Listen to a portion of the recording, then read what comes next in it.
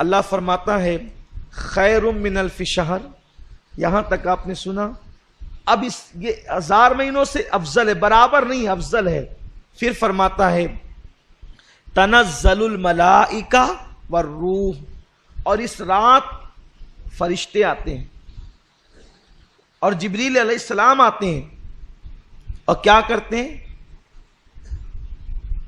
سلام ہی حتی مطلع الفجر، فجر تک وہ لوگوں کے لیے جو عبادت میں مصروف ہوتے ہیں سلامتی کی دعا کرتے ہیں، ان پہ سلامتی بھیجتے ہیں، انہیں سلام کرتے ہیں.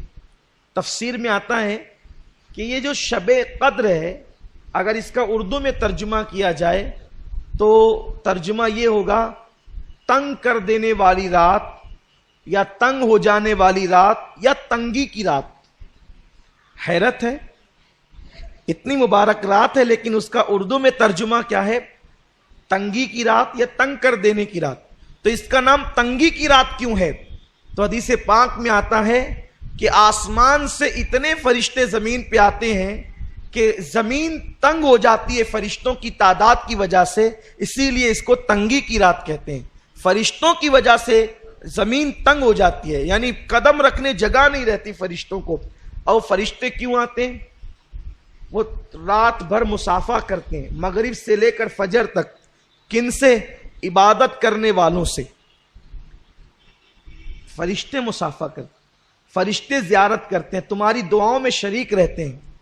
اور بعض مفسرین نے تو یہ بھی بتا دیا کہ فرشتے مسافہ کرتے ہیں، اس کی نشانی اور علامت کیا ہے؟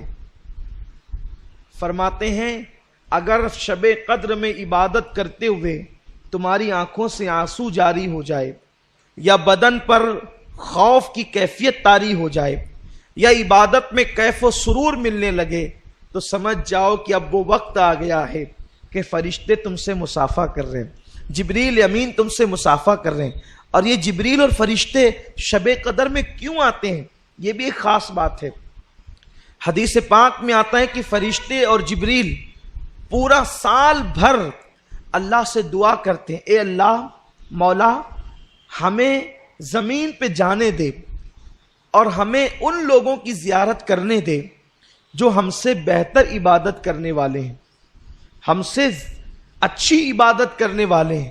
حیرت ہے، فرشتے آخر ہم ان سے بہتر عبادت زمین پہ کون کر سکتا ہے؟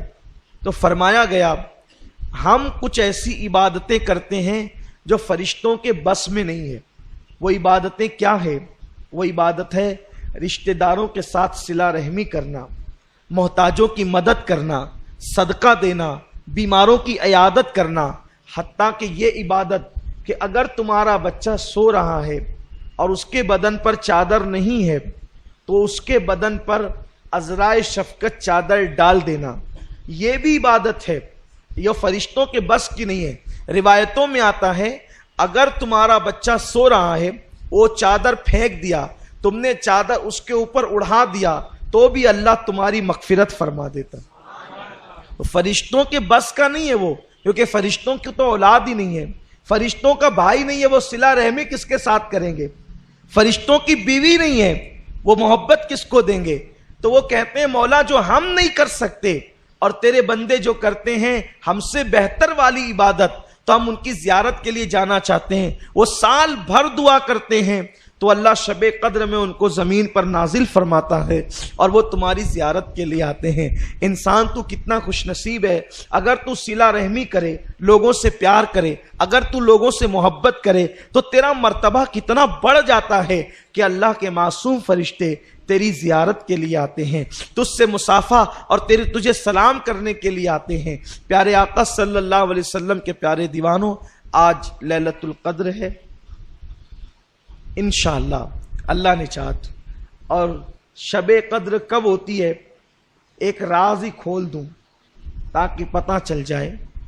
فرمایا صوفیاء کرام نے کہ جس رات تو دل کی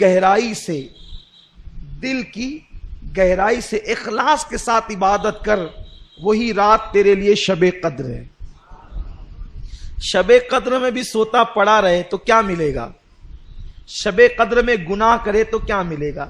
شب قدر میں ہاتھ باندھ کر نماز میں کھڑا رہے اور تیرا دل و دماغ کاروبار میں رہے تو کیا ملے گا؟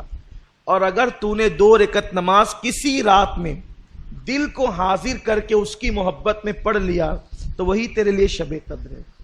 اس لیے آج کی رات ہمیں عبادت میں گزارنا ہے۔